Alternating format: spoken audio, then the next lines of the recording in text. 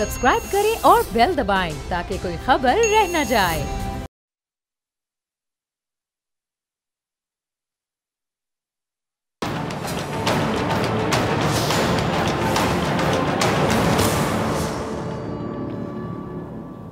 अस्सलाम वालेकुम नाजरीन। नवंबर से मुंजमद IMF कर्ज की जो बर्फ है वो पिघलते ही हुकूमत ने एक और मुआहदे के लिए कमर कस ली है। कहा यह जा रहा है कि अगले 2 रोज़ में रुकी हुई जो $1 अरब की रकम मिलने के बाद जुलाई से $2.5 अरब का नया मुआहदा करने की कोशिश की जाएगी। मुआहदा नया होगा लेकिन हकीकत में ये वही रकम है जो मौजूदा प्रोग्राम से बच रही है। अच्छा, नया मुआहदा नए इम्तहानात साथ लाएगा और यकीनी तौर पे आप सही समझ रहे हैं वो आवाम को ही भुगतना होगा। पेट्रोल पर लेवी लगाकर इसे मजीद महंगा किया जाएगा। नायाब बिजली और भी महंगी हो जाएगी और इसी तरह टैक्स और ड्यूटी में भी रद्दोबदल करना पड़ा और पेट्रोल महंगा होगा, शरह सूद ऊंची रहेगी तो फिर बेरोजगारी और महंगाई का ना रुकने वाला सैलाब न जाने कितनों को साथ बहा ले जाएगा। खुदा ना खास्ता अवाम 50 रुपये यूनिट बिजली का बिल भर रहे हैं लेकिन बिजली आ भी नहीं रही। बिल भी भरो, बिजली भी ना आए। अच्छा, बदतरीन लोड शेडिंग की जा रही है, तमाम लोग परेशान हैं। बिजली ना होने से जाहिर बात है कारोबार भी ठप हो रहे हैं लोगों के, लेकिन हुक्मरान कभी लंदन कभी दुबई बैठकर इलेक्शन जोड़ तोड़ में मसरूफ हैं। मेरा मानना है कि हमने माजी की गलतियों से शायद कुछ नहीं सीखा और आइंदा भी मईशत वैसे ही चलेगी जैसे चलती आ रही है। अच्छा, वज़ीर आज़म साहब IMF सरबराह को 4 बार फ़ोन कर चुके हैं मगर मियाँ साहब के समधी वज़ीर ख़जाना इसाक डार साहब कभी आंखें दिखाते हैं, कभी बैरूनी साजिश का नाम देते हैं और कभी ड्रामेबाज कहते हैं, फिर कभी सहाफ़ियों से बदतमीज़ी भी करते हैं। ज़रा देखिए कि इसाक डार साहब जब से आए हैं किस तरह कर्ज मिलने को बाएं हाथ का खेल करार दे रहे हैं, हालांकि IMF पसे पर्दा उनका बाजू मरोड़ता रहा है। ज़रा सुनिएगा, देखिएगा। इसी सियासी और मुआशी सूरत हाल पर बात करने के लिए मेरे साथ मौजूद मेहमान मौजूद है। साबिक चेयरमैन FBR शब्बर ज़ैदी साहब और सीनियर तजियाकार इफ्तिखार अहमद साहब। दोनों मेहमानों का बहुत शुक्रिया ज्वाइन करने के लिए। इफ्तिखार साहब, आपकी इजाज़त से मैं शब्बर ज़ैदी साहब से शुरू करना चाहूँगी। शब्बर ज़ैदी साहब, डार साहब कुछ हफ्तों पहले तक ये कह रहे थे कि पाकिस्तान के खिलाफ साजिश हो रही है। अब कर्ज की उम्मीद होते ही वो बात गोल हो गई है, तो गैर संजीदगी का ये कितना अमल दखल आपको दिखाई दे रहा है जो हमारे जो पॉलिसी मेकर्स हैं उनकी जानिब से बरता गया है? बिस्मिल्लाहिर्रहमानिर्रहीम। फिज़ा साहिबा, देखें, मैं डार साहब के बारे में बात नहीं करता, इसलिए मैं उनके बारे में बात नहीं करना चाहता, मगर मैं एज ए हुकूमत पाकिस्तान के बारे में ये कहना चाहता हूँ कि नवंबर में जब हमारा ये डेडलॉक हुआ था IMF के साथ, अगर आप मुझे फॉलो कर रही हैं तो मैंने कॉन्स्टेंटली ये कहा था कि इनके पास कोई चॉइस नहीं है, ये IMF के पास ही जाएंगे। और उसके बाद जब इन्होंने कुछ 1-2 हफ्ते पहले ये बात की थी कि IMF चाहता है कि हम डिफ़ॉल्ट में चले जाएं, तो मैं उस वक्त लंदन में था, मैंने वहाँ से भी इनको ये बयान दिया था कि इनको चाहिए कि गैर जिम्मेदाराना बयानात नहीं दें। तो आप इनकी बातों को ज़्यादा सीरियस नहीं लिया करें। मैंने आपके प्रोग्राम में पहले भी ये बात कही थी कि जो कुछ ये कहते हैं इसको सीरियस नहीं लिया करें। आप लोग बहुत सीरियसली लेते हैं। कुछ चीज़ें ऐसी होती हैं जो कि होनी है, जो होंगी, जिसमें से एक चीज़ ये है कि पाकिस्तान को IMF के साथ जाना है और आप लोगों ने देखा सब गोल मोल घूम फिर के वापस वहीं के वहीं आके खड़े हो गए जहाँ से आपने शब्बर ज़ैदी साहब, मुझे एक चीज़ समझाइएगा, मुझे ज़रा एक चीज़ समझाइएगा कि आप कह रहे हैं इनकी बातों को सीरियस ना लें। किन की बातों को? मतलब वज़ीर ख़जाना है, उनसे उम्मीद रखी जाएगी ना कि वज़ीर ख़जाना है, ख़जाने की कुंजी उनके हाथ में है, वही चीज़ों को ठीक कर सकते हैं। हमें इस हवाले से, मैशत के हवाले से बात करनी है। हम वज़ीर ख़जाना की प्रेस टॉक या जब वो मीडिया पे के बात करेंगे हम बड़े गौर से सुनेंगे, उस पर भी प्रोग्राम्स भी होंगे, तबसरे भी होंगे, सवाल जवाब, तनकीद भी होगी। वो अलग बात है कि नवाज शरीफ साहब ने कहा कि उन पर तनकीद बर्दाश्त नहीं होगी डार साहब पे। नहीं, मेरी बात सुनो तो लोग थोड़ी सी गलत बात करो। देखिए, खजाने की कुंजी है भाई, जब खजाने में कुछ है ही नहीं तो कुंजी का क्या करना है? बात समझे ना आप लोग, किस दुनिया में वज़ीर ख़जाना तो वही है ना। नहीं यार, मेरी बात सुनो, जब खजाने में कुछ है ही नहीं, कुंजी का क्या करना है? जो कुछ आना है वो बाहर से ही आना है ना। तो वो जो उनको मैं यही कह रहा हूँ ना, आप बहुत ज्यादा अहमियत दे देते हैं ना, मैं वही तो कह रहा हूँ। अब वो बेचारे मजबूर हैं, उनकी मजबूरियां हैं सियासी समाजी। आप हमें, आप मेरी बात सुने ना, मैंने आपके प्रोग्राम में ही कहा था कि आप इन्हें बिला वजह की इंपॉर्टेंस दे रहे हो। अब ये सारे वापस आ गए ना उसी जगह पे जहाँ पे मैं खड़ा हुआ था। तो मैं फिर गुजारिश आपको ये कर रहा हूँ कि आप मुझसे ये बात करें कि पाकिस्तान की रियासत कहाँ जा रही है। मैं आपको थोड़ा सा इस पर एक्सप्लेन कर दूँ। देखिए, बात ये है कि हमें IMF में जाना है, जाना चाहिए था, जाएंगे, और कोई हमारे पास चॉइस नहीं है। मगर जो IMF का जो प्रिस्क्रिप्शन होता है, जो उनका इलाज होता है, वो उसके दो एस्पेक्ट होते हैं। एक एस्पेक्ट ये होता है कि वो आपको ये कहते हैं, फॉर एग्जाम्पल वो ये कह रहे हैं कि अपनी टैक्स कलेक्शन बढ़ाएं। अच्छा शब्बर साहब, आपकी इजाजत से ये जो आप दो चीजें बता रहे हैं ना, ये जरा आप नोट डाउन कर लें। मैं दूसरे में माल को शामिल गुफ्तगू कर लूँ, फिर यहीं से मैं आपकी तरफ आती हूँ, यहीं से हम शुरू करेंगे जो आप दो चीज़ें बता रहे हैं IMF के हवाले से। इफ्तिखार साहब, शब्बर ज़ैदी साहब को आप सुन रहे थे, इफ्तिखार अहमद साहब, शब्बर ज़ैदी साहब फरमा रहे हैं कि अक्सर मुझे प्रोग्राम में वो कहते हैं कि आप किससे सवाल पूछ रहे हैं, आप सवाल ना पूछें। ये सुन भी रहे हैं शब्बर ज़ैदी साहब, तो मैं फिर इनसे काफ़ी बहस भी करती हूँ, फिर हम किससे पूछें। इसहाकडार साहब वज़ीर ख़जाना है, ख़जाने की कुंजी उनके पास है, तो वो आंसरेबल भी है सवाले से। वो अलग बात है कि वो सहाफ़ी के सवाल पूछने पर नाराज़ हो जाते हैं, बदतमीज़ी भी कर जाते हैं। नवाज शरीफ साहब कहते हैं कि वो बड़े मेहनती हैं और पर मैं तनकीद बर्दाश्त नहीं करूंगा। बतौर सीनियर सहाफ़ी आप किससे सवाल करेंगे इस हवाले से, मईशत के हवाले से, IMF के हवाले से? क्या इसहाकडार साहब हमें सबको जवाब देनी है, पूरी पाकिस्तानी कौम को? वो फिलहाल जवाब दें पार्लियामेंट को, और जब वो बाकायदा प्रेस कॉन्फ्रेंस करें तो फिर वो आपके सवालों को जवाब देगी, है उनकी जिम्मेदारी। अब चलते फिरते सड़कों पे, गलियों में, सीढ़ियों पे तो सवालों का जवाब अगर देना शुरू कर दिया या सवालों का जवाब देना शुरू कर दिया तो एक नई जर्नलिज्म इंट्रोड्यूस हो रही है, हम इसको देख रहे हैं। शब्बर ज़ैदी साहब जो बात करते हैं वो बड़ी क्लियर है, और वो कहते हैं कि अगर आप टैक्सेशन नहीं करेंगे, मुल्क के अंदर टैक्स का निज़ाम को बेहतर नहीं करेंगे और टैक्स नेटवर्क को बढ़ाएंगे नहीं, बात नहीं चलेगी। ये कोई भी हुकूमत हो, A की हुकूमत हो, B की हुकूमत हो, C की हुकूमत हो, जब तक इस मुल्क का सरमायादार और इस मुल्क के कार्टर्स अपने पैसे, हिस्से के पैसे नहीं देंगे, कोई दुनिया की ताकत इस मुल्क की इकोनॉमी को ठीक नहीं कर सकते। अच्छा, इस पे जरा कमेंट कर दें इफ्तिखार साहब के कभी हम देखते हैं कि इसहाकडार साहब IMF को आंखें दिखाते हैं, IMF पे तनकीद भी करते हैं, IMF को ड्रामेबाज भी कह देते हैं, साजिश तक का नाम दे दिया जाता है, फिर उसी IMF की मानकर, उसकी बातें मानकर अवाम को मकरूज करने की खुशखबरी भी सुना दी जाती है। कोई भी रास्ता नहीं है। आप डिफॉल्ट के किनारे पे खड़े हैं, और जो लोगों का किरदार इस डिफॉल्ट के किनारे तक लाने का है वो एक दिन की कहानी नहीं है, वो एक महीने की कहानी नहीं है। शब्बर साहब बेहतर जानते हैं कि असल सूरत हाल इस मुल्क की क्या है। नहीं, आपकी इस बात से मैं बिल्कुल अग्री करती हूँ, ये एक दिन की कहानी नहीं, एक महीने की कहानी नहीं है। बस ठीक है, फिर वेट। और ये बड़े मजे की बात है कि जो लोग डिफॉल्ट की ख्वाहिश रखते हैं उनको शायद एक बात की समझ नहीं आ रही, अगर डिफॉल्ट हुआ तो A, B, C, D, E, F तमाम जो जमातें हैं ना, इन तमाम के कारकुन उसका सामना करेंगे और उसको फेस करेंगे। किसी एक सियासी जमात को नुकसान नहीं होगा, एवरीबॉडी विल बी इफेक्ट होगी इसमें। बस ज़ैदी साहब, आप इफ्तिखार साहब को भी सुन रहे थे। जी शब्बर साहब, आप फरमा रहे थे, दो पॉइंट्स आप बताना चाह रहे थे, वहीं से प्लीज कंटिन्यू। देखिए, बात ये है कि IMF 3-4 चीजें आपको कहता है। पहली वो बात कहता है कि आप टैक्सेस की कलेक्शन को बढ़ाएं। दूसरी बात वो कहता है कि अपना मार्केट में जो आपकी कैश पड़ा हुआ है उसे कर्टेल करें और डिस्काउंट रेट को बढ़ाएं। तीसरा वो कहता है कि आप सब्सिडी खत्म करें। वो तीनों बातें सही हैं, मगर उन बातों का जो परसेप्ट, जो हम उनको चक्कर देते हैं। जब वो कहता है टैक्स बढ़ाएं, तो ये नहीं कहता कि वो आप उन एग्जिस्टिंग टैक्स पेयर से ही टैक्स लें। वो कहता है कि जो टैक्स नहीं दे रहे इनसे टैक्स लें। तो हम 70 साल से ये कर रहे हैं कि जब IMF कहता है कि आप टैक्स बढ़ाएं, तो हम उन्हीं लोगों से टैक्स लेना शुरू कर देते हैं मजीद, जो टैक्स दे रहे होते हैं। उससे उनका जो नुस्खा है उससे फायदा होने के बजाय नुकसान हो जाता है। मैं ये सब कहता हूँ आपको, फॉर एग्जाम्पल, आपको कोई बंदा नींद की दवा देता है और आप जागना शुरू कर देते हैं, तो वो नींद की दवा नुकसानदेह हो जाती है बनस्बत के फायदे के। तो हम जो कोई IMF प्रिस्क्राइब कर रहा है वो हम ले रहे हैं, उसके नुकसानात तो हम बर्दाश्त कर रहे हैं, मगर जो उसके फवाइद हैं, क्योंकि वो इसलिए नहीं आ रहे हैं हमारे पास, क्योंकि हम उसको दूसरी तरीके से देखते हैं और उनको चक्कर देने की कोशिश करते हैं और अपने सिस्टम को सही नहीं करते। तो उस बुनियाद के ऊपर IMF जो है वो हमारे लिए नुस्खे आसानी की बजाय नुकसान बच जाता है।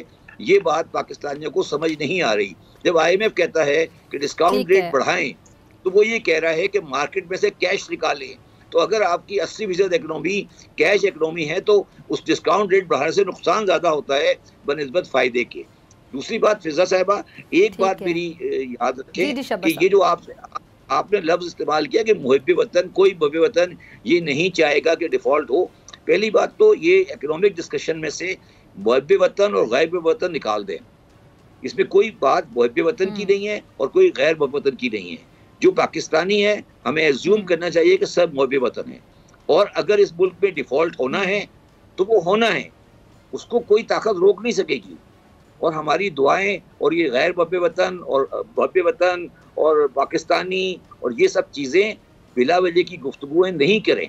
अगर नहीं, ये मैंने बात तब की थी जब इफ्तिखार साहब कह रहे थे कि जो लोग ये चाहते हैं कि डिफॉल्ट हो, जिनको लग पता जाएगा, तो मैंने कहा कौन चाहेगा, कौन चाहेगा? नहीं, मेरी बात समझो। ये जो आपने अल्फाज इस्तेमाल करे, पाकिस्तान की सलामती, मुहब्बे वतन, पाकिस्तान की बका, ये सारी चीजें, चले मैं इसको इस तरह कह देती हूँ शब्बर ज़ैद, कोई भी पाकिस्तानी नहीं चाहेगा कि खुदा ना खास्ता हमारा मुल्क डिफॉल्ट हो।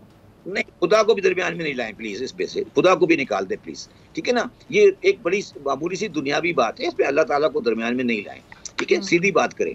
बात ये है मैडम कि आज जो हालात हैं इस वक्त, जिस पोजीशन पे आज हालात हैं, अब सवाल ये पैदा होता है कि आप डिफॉल्ट करे जा रही हैं।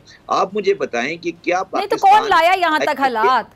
फिर सब जिम्मेदार है ना, जो आती है हुकूमत उस पर जिम्मेदारी डाल देती थी, पुराने वाले बरियो जमा हो जाते हैं। मेरी बात पूरी सुन लो। मैं ये कह रहा हूँ कि आज के हालात में पाकिस्तान को 2024 में अपना तकरीबन $20 बिलियन का कर्जा पे करना है। तो अगर कोई आदमी ये कहता है कि हम कर्जा पे करने की सलाहियत रखते हैं, तो वो बेवकूफ़ है, उसे पाकिस्तान की हालात का नहीं पता। तो हम ये कह रहे हैं कि आपको जाकर डेट की रीप्रोफाइलिंग करानी पड़ेगी। अब इसको आप जो मर्जी नाम दे दें, वो आपकी खुशी है। तो आप लोगों ने इस मसले को बड़ा जज्बाती बना दिया है कि जी ये डिफ़ॉल्ट और नॉन डिफ़ॉल्ट और पैसे, और ये आप लोग, ये सियासी मसला नहीं है, ये हमारा सब्जेक्ट है, हमें करने दें इसमें। ये और ना इस गवर्नमेंट के बस का ये काम है, ये इनको भी समझ नहीं आ रही। मैं ये इसीलिए आपको कह रहा हूँ, इनको भी समझ नहीं आ रही। कौन समझाएगा ना? चलिए शब्बर साहब, हम एक हेल्दी डिस्कशन करते हैं, ठीक है, हम कंक्लूजन की तरफ जाते हैं, सोल्यूशन की तरफ जाते हैं। कौन करेगा? 15 दिन सुन लो मेरी बात। 15-20 दिन पहले डॉक्टर साहब ने बयान दिया कि हमें रीप्रोफाइलिंग लोन की करनी पड़ेगी, जो बिल्कुल हकीकत पसंदाना बयान था, और कोई भी पढ़ा लिखा आदमी उससे एग्री कर रहा था। हमने कहा बिल्कुल ठीक कह रहे हैं आप। उसके बाद गवर्नर स्टेट बैंक साहब टीवी पर आ गए, उन्होंने कहा नहीं, हमारी कोई रीफाइलिंग की बात नहीं हो रही। ओ भाई, अकल की बात करो कि पाकिस्तान अगले सालों में अपने डेट पे नहीं कर सकेगा। खुदा का वास्ता, ये कोई बुराई नहीं है, ये कोई इससे अजाब नहीं आने वाला। ये कोई आज पाकिस्तान को ऑलरेडी अजाब से भुगत रहा है पाकिस्तान। तो ये जो जज्बातियत है ना कि खाने को रोटी नहीं है और आपका हुब्बुल वतनी आपके टॉप पे पहुंची हुई है, तो ये सारी बातें नहीं करें, रियलिस्टिक बातें करें। और फिर मैं आपको कह रहा हूँ, ये जो गवर्नमेंट कह रही है, इनको सीरियस नहीं लें। जो चीज़ दीवार पे लिखी है, वो कोई भी गवर्नमेंट होगी, वो आएगी, वो करना पड़ेगी। अब ये दीवार पे से इस लकीर को कोई नहीं मिटा सकता, कोई भी आ जाए। ये दीवार पे लिखी हुई हकीकत है, और वो ये है कि पाकिस्तान अपने बैरूनी खर्चाजात अपनी सोर्सेज से अदा नहीं कर सकता उस डेट पर, जिस डेट पर वो ड्यू हैं। इसको अंग्रेजी में क्या बोलते हो, उर्दू में क्या बोलते हो, पंजाबी में क्या बोलते हो, वो आप डिसाइड कर लो। ठीक है। अच्छा इफ्तिखार साहब, आप सीनियर सियासी जो तज्जिया करते हैं, सीनियर एनालिस्ट हैं आप, ज़रा इस पे ज़रा थोड़ा तज्जिया कर दीजिएगा कि जब हम बात करते हैं कि अपने अखराजात कम किए जाएं, आवाम को बड़ी कुर्बानी देनी पड़ेगी, तो फिर आवाम जो है, आम अल्फाज में आवाम जो हैं, उनको इकोनॉमी के टर्म्स का नहीं पता, उनको ये भी नहीं पता कि GDP किसको कहते हैं। तो वो बेचारे तो इसी तरह की बातें करते हुए दिखाई दे कि कुर्बानी का बकरा हम ही बनेंगे, सियासतदान कुर्बानी दे दें। जिस तरह काबीना का साइज़ बड़ा होता है, उस पर तनकीद करते हैं, सियासी तज्जियाकार भी तनकीद करते हैं, वहाँ भी घर बैठ के तनकीद कर रही होती है। कौन सी गाड़ियाँ इनके पास हैं या मरात हैं, उनको कम कर दिया जाए, तो इससे कितना फ़र्क पड़ेगा अगर ये कुर्बानी वहाँ से देनी शुरू करें, पार्लियामेंट से? साहब आपके पास बैठे हैं, इनकी फिंगर टिप्स पे है। ये जो आपका सवाल है, ये आप इनसे कर लें और ये बता देंगे कितने अरब रुपए का फर्क पड़ता है। जो वो बात कह रहे हैं, हम वो बात समझना चाह नहीं रहे। असल में जो वो इकोनॉमी जिसको हमने कभी भी उसमें लेके नहीं आए कि वो काउंट फॉर हो, उसको हम शामिल करें और वो पैसे अपने हिस्से का अदा करें। असल में इस सारे मसले का हल वहाँ पे है और उस पर कोई बात करने को तैयार नहीं है। ये 1999 में भी एक कोशिश की गई और वो नाकाम हो गई। दुकानदारों ने दुकानें बंद की और कहा कि हम जा रहे हैं। कोई शख्स जो है वो अपना हिसाब नहीं देना चाहता। बाजारों के अंदर बोरियां भर के ट्रांजेक्शन होती है रुपयों की, बोरियां भर के ट्रांजेक्शन होती है रुपयों की। वो लाना ही नहीं चाहते किसी अपना कंट्रोल के अंदर इन चीज़ों को। तो ये आप जो ये बात कर रहे हैं ना कि जो कैबिनेट है इसमें इजाफे से कितने पैसे बच जाएंगे, शब्बर साहब आपको बता देंगे। आपका ख्याल है कि इसकी वजह से इकोनॉमी बेहतर हो जाएगी, तो शब्बर साहब आपको उसको जवाब दे देंगे। मैं तो हमारे इक़्तिसादियात नहीं हूँ। इफ्तिखार से भी जो मसाके मईशत वाली बात अब हो रही है, ये तो सियासी बयान नहीं है ना? यस, तो ये संजीदा बात है ना। इसमें शब्बर जैसे लोग बैठेंगे, इनकी मशावरत होगी, तरीका कार होगा कि हमने अपने जो कर्जे कैसे पे करने हैं, इसके लिए हमने क्या रियायतें लेनी है। और एक बात याद रखिएगा, जब तक हम डॉलर नहीं कमाएंगे और मुल्क में टैक्स का निजाम बेहतर नहीं करेंगे, हम इस मुश्किल से नहीं निकल पाएंगे। शब्बर ज़ैदी साहब, आपका लास्ट कमेंट, ये जो मसाके मईशत की बात हुई, इस पे जरा कमेंट कर दीजिएगा। देखिए, मसाके मईशत की जो टर्म है, ये मैंने 1988 में कराची में ICI सेमिनार में क्वाइन की थी। ये मेरी टर्म है और आज हर पान वाला मसाके मईशत के बारे में बात कर रहा है। इफ्तिखार बिल्कुल ठीक कह रहा है। ये पूरा जो पाकिस्तान का माफिया है, जिसमें सबसे बड़ा माफिया रिटेलर, होलसेलर और आड़ती हैं, जिन्होंने पाकिस्तान में महंगाई को एक्टिव में बचाया हुआ है। जो सब्जी की देहात से 10 रुपए की उठती है, वो लाहौर में 100 रुपए की बिकती है। दरमियान में आड़ती के 90 रुपए हैं। वो आड़ती पाकिस्तान की असेंबलियों में मैनेज कर रहा है। जो प्लॉटों के आड़ती हैं, वो प्लॉटों को मैनेज कर रहे हैं। उनकी सेहत पे कोई हाथ नहीं डालता, उनको कोई कुछ नहीं कहता। उनको जब मैंने हाथ डाला था, इसीलिए मैं आज 8 महीने बाद इमरान खान को छोड़ के वापस बाहर आ गया था। मेरे साथ तो बाजवा साहब की भी 100% सपोर्ट थी। मैं सिर्फ आपको गुजारिश ये करना चाहता हूँ कि पाकिस्तान का ये जो माफियाज हैं, जो कि बिल्कुल सही इफ्तिखार साहब ने कहा, ये आजम क्लॉथ मार्केट, ये सुत्तर मंडी, ये बोरी बाजार, ये जूना मार्केट, इसमें कौन सी कागज है, कौन सा टैक्स है, कौन सी डॉक्यूमेंटेशन है, क्या हो रहा है? क्या हमारी आंखें बंद हैं? क्या हमें नजर नहीं आ रहा? कौन हवाला कर रहा है? कैसे हवाले हो रहे हैं? क्या हो रहा है? आज तक पाकिस्तान में, मुझे बताइए, पाकिस्तान में कोई भी आदमी तारीख में फाइनेंशियल क्राइम में पकड़ा गया आज तक? सारे आदमी सियासी तौर पे पकड़े गए ना। आपने कभी किसी बंदे को टैक्स चोरी में सजा होते देखी है? मुझे बताइए, आज तक देखिए कोई तारीख में? तो ये बेकार की बातें हैं, ये सिर्फ ड्रामा है आम आदमी को बेवकूफ बनाने का। अब प्रॉब्लम सिर्फ ये है कि ये बेवकूफ बनाने का टाइम गुजर गया।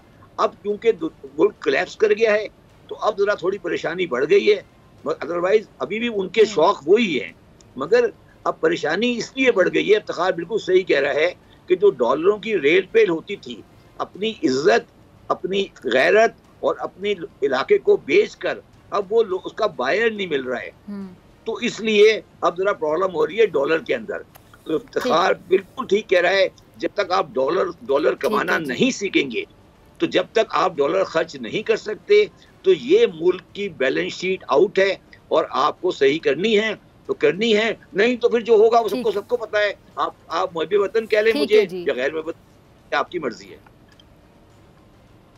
शब्बर ज़ैदी साहब, इफ्तिखार साहब, दोनों का बहुत शुक्रिया। नाज़रीन, आपसे मुलाकात होगी ब्रेक, और ब्रेक के बाद मेरे साथ मौजूद होंगे अल्लामा अमीन शहीदी साहब और मुफ्ती आबिद मुबारक साहब।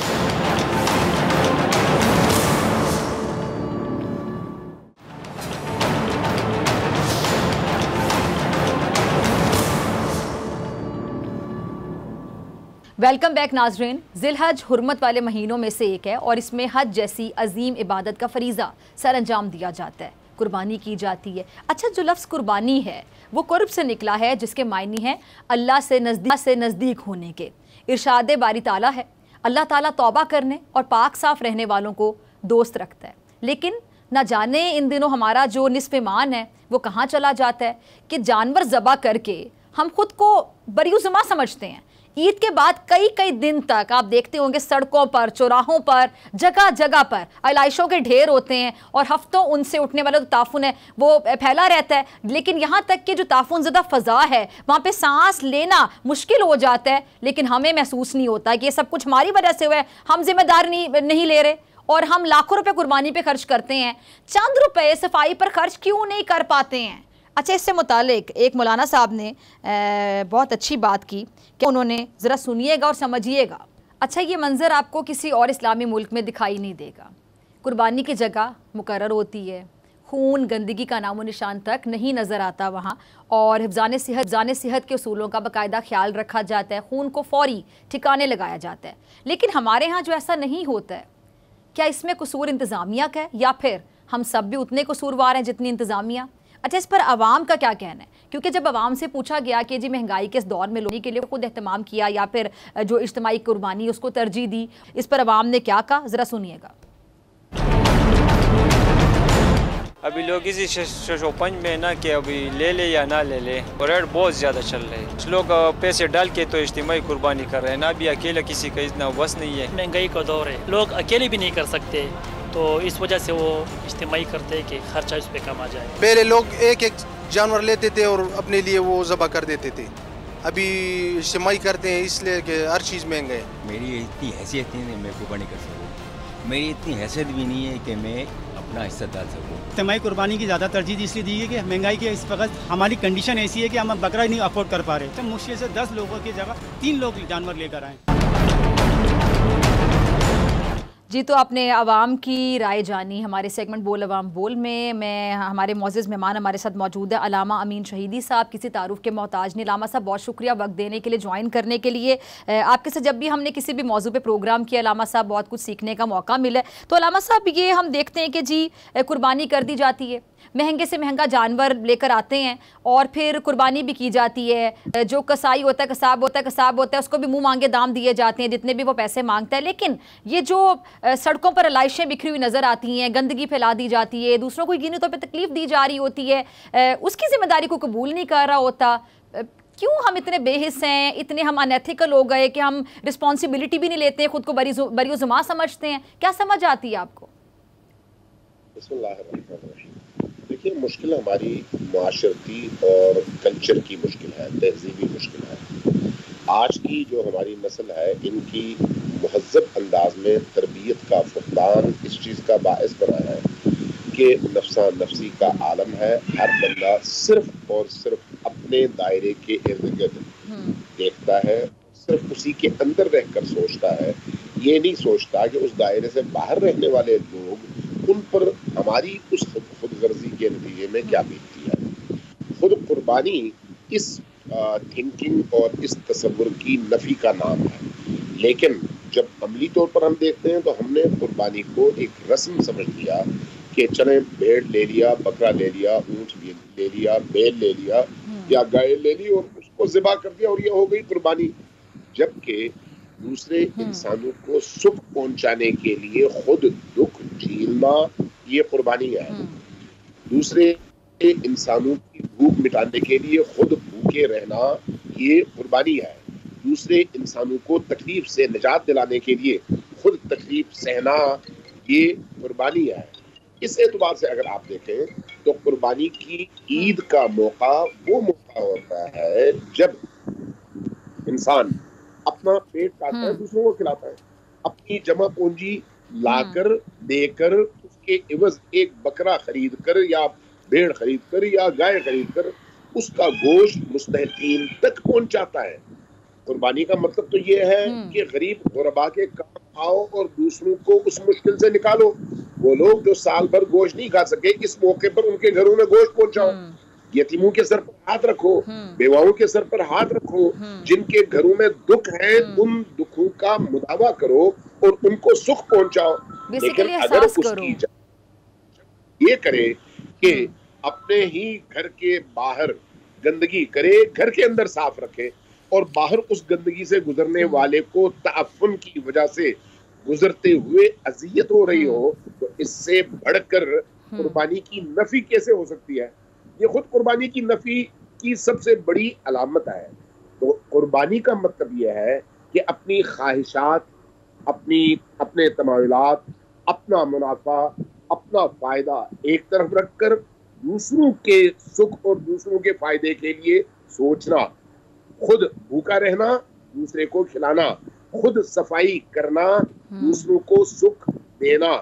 अगर हम इनफरादी तौर पर देखें तो ये हम सब की इनफरादी जिम्मेदारी भी है और इज्तिमाई तौर पर देखें तो ये हमारी रियासत के अंडर काम करने वाले इदारों की भी जिम्मेदारी है। मेरे गोश्त का अच्छा एहसास रख लेते हैं, दिखावा करते हैं, तुम्हारा जानवर भारी या मेरा भारी, तुम्हारा हल्का मेरा हल्का, किसका ज्यादा अच्छा, कितने जानवर आप कुर्बान करें, कितने बकरे, कितने बैल, कितने गाय। ये जो मुकाबलाबाजी लगी रहती है, ये कुर्बानी के हवाले से भी मुकाबलाबाजी हो रही होती है। इतना छिछोरपन कहाँ से आ गया? सॉरी मैं ये लफ्ज़ इस्तेमाल कर रही हूँ कि हम इतने बेहिस हो गए कि हम कुर्बानी का जानवर लेते हुए भी मुकाबलाबाजी कर रहे होते हैं। अल्लामा बात तो फिर वहीं पर आई कि इसका मतलब यह है कि हमने कुर्बानी के फलसफे को, उसकी रूह को नहीं समझा। कुर्बानी का मतलब है अल्लाह से तिजारत, अल्लाह से बिजनेस, अल्लाह को देना और अल्लाह से लेना। अल्लाह को देने का मतलब ये नहीं है कि अल्लाह मोहताज है या उसको जरूरत है। अल्लाह कहता है कि इखलास के साथ मेरे लिए अमल करो, मैं तुम्हें उसके एवज इतना दूंगा कि तुम सोच भी नहीं सकते। कुर्बानी असल में हजरत इब्राहिम अलैहिस्सलाम की सुन्नत है। हजरत इब्राहिम ने क्या किया था? अपनी जिंदगी की कीमती तरीन मता हजरत इस्माइल को अल्लाह की बारगाह में कुर्बान किया। इंसान की जिंदगी का हासिल क्या होता है? उसका बेटा, उसका बच्चा। उन्होंने उसको कुर्बान किया, दिखावे के लिए नहीं, किस लिए? अल्लाह राजी हो, इसलिए कि अल्लाह का हुक्म है। अल्लाह को भी हजरत इस्माइल के खून की जरूरत तो नहीं थी, हजरत इस्माइल की जान की जरूरत तो नहीं थी। अल्लाह ने हजरत इब्राहिम के उस ईसार को आजमाना था, सब्र को आजमाना था, कुर्बानी के जज्बे को आजमाना था। दूसरी तरफ खुद हजरत इस्माइल की इताअत के जज्बे को आजमाना था। जब कुरान करीम में अल्लाह तबारक व तआला ने हजरत इब्राहिम को मुखातब करके बेटे इस्माइल की कुर्बानी का हुक्म दिया और हजरत इब्राहिम ने अपने बेटे से कहा कि अल्लाह ने मुझे ये हुक्म दिया है, तुम क्या कहते हो? जवाब में कुरान ने हजरत इस्माइल का जुमला नकल किया है, या अबत फ़अल मा तुअमर सतजिदुनी इंशाअल्लाह मिनस साबिरीन। मेरे अब्बा जान, आपको जो हुक्म दिया गया है अल्लाह की तरफ से उस पर अमल कीजिए, मुझे आप सब्र करने वालों में से पाएंगे। बाप अपने बेटे की कुर्बानी पर सब्र कर रहा है और अपने दिल पर पत्थर रख रहा है, और बेटा अपनी जान देते हुए सब्र कर रहा है और कहता है कि नहीं, मेरे रब की मर्जी है, इसलिए उसकी मर्जी के सामने मैं पूरे वजूद के साथ तस्लीम अम्र हूँ, पूरी तरह से मैं हथियार डाल रहा हूँ। ये है कुर्बानी। आपको और मुझे जो हुक्म दिया गया है वो हजरत इब्राहिम की सुन्नत को जिंदा करने का हुक्म है। उस सुन्नत को जिंदा करने का मतलब क्या है? अपनी ख्वाहिशात को एक तरफ रखो, अल्लाह के हुक्म की इताअत करो। जहां पर खुदनुमाई आई कि मैं बता सकूं दूसरों को कि भाई मैंने कितना बड़ा बकरा लिया है, वहीं से पता चल गया कि आपकी कुर्बानी अल्लाह के लिए नहीं है, आपकी कुर्बानी लोगों की तारीफ सुनने के लिए है। जहां पर आपने लोगों की तारीफ सुनने के लिए ये अमल किया, वहीं से पता चल गया कि आपका अगरचे दिखाने का अमल कुर्बानी का है, लेकिन उसके पीछे इब्लीस है, उसके पीछे रहमान नहीं है, उसके पीछे अल्लाह नहीं है, उसके पीछे आपकी हवाए नफ्स और आपकी ख्वाहिशात है। ठीक है अल्लामा अमीन शहरी साहब, बहुत शुक्रिया आपके वक्त के लिए। और हमारे साथ मौजूद है मुफ्ती आबिद मुबारक साहब, बहुत शुक्रिया मुफ्ती साहब ज्वाइन करने के लिए। मुफ्ती साहब, कुर्बानी के हवाले से हम बात कर रहे हैं, तो कुर्बानी जो हमें सिखाती है, एक पैगाम जो हमें मिलता है, जो सबक मिलता है, जो हम सीखते हैं, क्या हम उसको वाकई सीख पाते हैं? बिस्मिल्लाहिर्रहमानिर्रहीम नहमदुका या मन शरह सुदूरना व यस्सिर लना उमूरना वस्सलातु वस्सलामु अला नबिय्यिना मुहम्मद सल्लल्लाहु अलैहि वसल्लम, अम्मा बाद। डॉक्टर साहिबा, आपकी बात बहुत दुरुस्त है। असल में मसला ये है कि हमने कुर्बानी को तो याद रखा, लेकिन उस दर्स को भूल गए जो दर्स इब्राहीम अलैहिस्सलाम और हज़रत सैयदना इस्माइल अलैहिस्सलाम की गुफ्तगू से हमें लेना था। हमें ये तो याद रहा कि हज़रत इस्माइल अलैहिस्सलाम की जगह पर अल्लाह रब्बुल इज़्ज़त ने फ़िदिये में दुम्बा भेज दिया, लेकिन हम ये क्यों भूल गए कि अल्लाह रब्बुल इज़्ज़त के हुक्म के आगे हज़रत इस्माइल अलैहिस्सलाम ने अपने वालिद मोहतरम से कहा कि आप वो करें जिसका आपको हुक्म दिया गया और आप अपने बेटे को साबिर और शाकिर पाएंगे। आज हम लोगों ने बहैसियत कौम सब्र भी छोड़ दिया, हमने शुक्र भी छोड़ दिया, और अल्लाह का भी शुक्र छोड़ दिया और लोगों का भी शुक्र छोड़ दिया। जो लोगों का शुक्र अदा नहीं कर सकता, हम वो कौम हैं जो लोगों का शुक्र अदा करते ही नहीं है। इतने सारे कोई एहसानात करे और एक ज़रा सी गलती करे, सब चीज़ों पर मिट्टी डाल देते हैं। हम सिर्फ इस मुकाबले में रह गए कि भाई कौन अच्छा जानवर लाएगा, कौन महंगा जानवर लाएगा।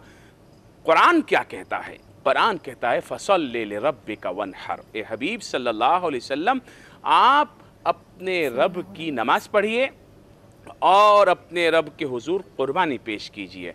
सब मुसलमानों पर जिनको अल्लाह रब्बुल इज़्ज़त ने साहिब इस्तिताअत बनाया है, नमाज भी पढ़नी है, कुर्बानी भी देनी है, लेकिन इखलास के साथ, लेकिन उस दर्स को याद करते हुए, जिस दर्स का हमें कुरान ने सबक दिया है, जिस दर्स का हमें सैयदना इब्राहीम अलैहिस्सलाम की गुफ्तगू से सबक मिल रहा है, हज़रत इस्माइल अलैहिस्सलाम की अपने वालिद की गुफ्तगू से सबक मिल रहा है। आज हम फ़लसफ़ा कुर्बानी भूल गए। आज हम फ़लसफ़ा कुर्बानी भूल कर हम दिखावे में आ गए, हम शो में आ गए। इसलिए आप देखें कि कुर्बानी करते हैं और उस कुर्बानी से बजाय इसके कि गरीबों में बांटें, साथ में इस सीज़न में पूरे साल में सबसे ज़्यादा डीप फ्रीज़र बिकते हैं, सबसे ज़्यादा फ्रिज बिकते हैं कि हम कुर्बानी करेंगे और सारे का सारा पैक करके घर में ही रख लेंगे और सामने से गरीब देख रहा होता है कि ये हमें भी कुछ गोश्त देंगे। ये क्या हो रहा है? हम कुर्बानी कर रहे हैं अल्लाह की रज़ा के लिए। अल्लाह रब्बुल इज़्ज़त ने इन गरीबों का हक अमीरों पर रखा है, जिसको दिलाने के लिए रसूलुल्लाह सल्लल्लाहु अलैहि वसल्लम दुनिया में तशरीफ़ लाए। और आज हम हुजूर की शरीयत पर अमल भी कर रहे हैं, कुर्बानी भी कर रहे हैं, डीप फ्रीज़र भी भर रहे हैं, दिखावा भी कर रहे हैं और वो फ्रीज़र में रख रहे हैं गोश्त, हालांकि जिनका हक है उनको नहीं दिया जा रहा है। अच्छा, जो महंगाई बहुत ज़्यादा हो गई है मुफ्ती साहब, और सब लोग परेशान हैं, ऐसे लोग आपसे भी मिलते होंगे जो पिछले साल या उससे पिछले साल कुर्बानी 2-2 कुर्बानियाँ करते थे, 3-3 कुर्बानियाँ, अब उनसे एक कुर्बानी भी बड़ी मुश्किल से हो रही है। तो ऐसे लोग फिर क्या करें? जो इज्तिमाई कुर्बानियाँ हैं उसमें हिस्सा डाल दिया जाए, या क्या आप उनको इस प्लेटफॉर्म से बताना चाहेंगे?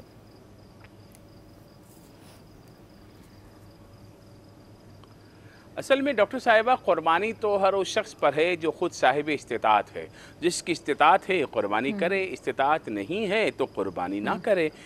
हाँ, पहले ज़्यादा कुर्बानी करता था, अल्लाह रब्बुल इज़्ज़त ने उसे वुसअत दी थी। अब अगर उसके पास ऐसी वुसअत नहीं है तो कम कुर्बानी करे।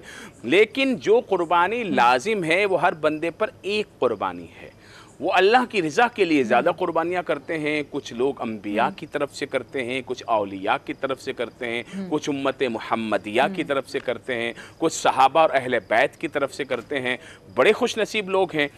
अल्लाह के नबी सल्लल्लाहु अलैहि वसल्लम ने फरमाया, जिसको अल्लाह ने कुर्बानी की इस्तिताअत दी और वो कुर्बानी ना करे, वो हमारे पास ईद के लिए ना आए, वो हमारे पास ना आए। कुर्बानी के बारे में नबी पाक सल्लल्लाहु अलैहि वसल्लम ने फरमाया कि अल्लाह के नज़दीक इस दिन अल्लाह के यहाँ कुर्बानी पेश करने से बड़ा अजर किसी नेक अमल का नहीं है।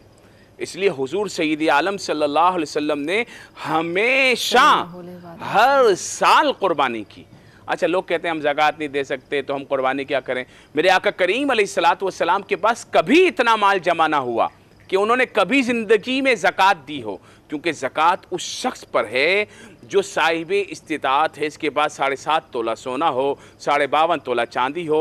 नबी पाक सल्लल्लाहु अलैहि वसल्लम के पास ये दुनियावी माल नहीं था, लेकिन हुजूर सय्यद आलम सल्लल्लाहु अलैहि वसल्लम फिर भी हर साल कुर्बानी दिया करते थे।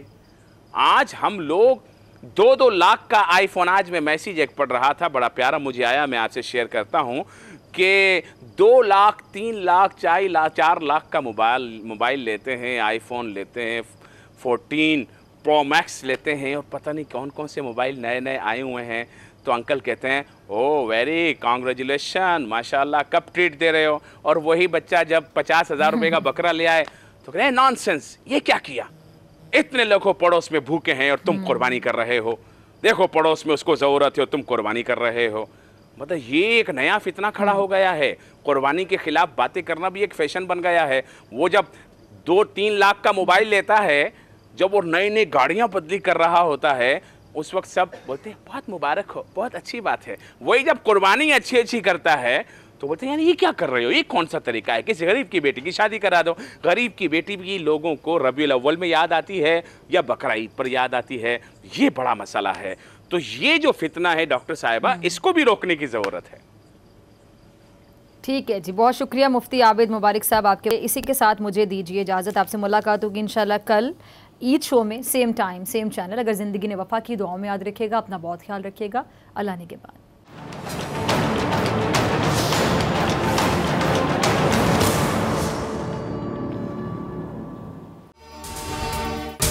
अगर आपको ये वीडियो पसंद आई तो सब्सक्राइब करें और बेल आइकन पर क्लिक करें। ईद उल अज़हा पर कुर्बानी के लिए एहतियाती तदाबीर। कुर्बानी करते वक्त सफाई सुथराई का खास ख्याल रखें। तजुर्बेकार शख्स से जानवर ज़िबा करवाएं। जानवर को एहतियात के साथ जमीन पर गिराएं। जानवर ज़िबा करते वक्त अपने आप को जख्म लगने से बचाएं। कुर्बानी करते वक्त तमाम इस्लामी उसूलों को मलहूज़े खातिर रखें। कुर्बानी के बाद खून पर चूना डालें। कुर्बानी के आलाइशों और बाकियात को खुली जगह पर न डालें। जानवरों के फुजले और आलाइशों को महफूज तरीके से तल्फ करें। गंदगी फैलाने से गुरेज करें और हुकूमती हिदायत पर अमल करें। एहतियात और सफाई सबसे अहम है। अपने मुल्क को साफ रखें और पाकिस्तान को बदलें बोल के साथ। बोल की सफाई मुहिम का हिस्सा बनने के लिए अभी इस नंबर पर राब्ता करें 0337 0310 377 ताकि बोल आपकी शिकायत मुतल्लिका इदारों तक पहुंचा सके।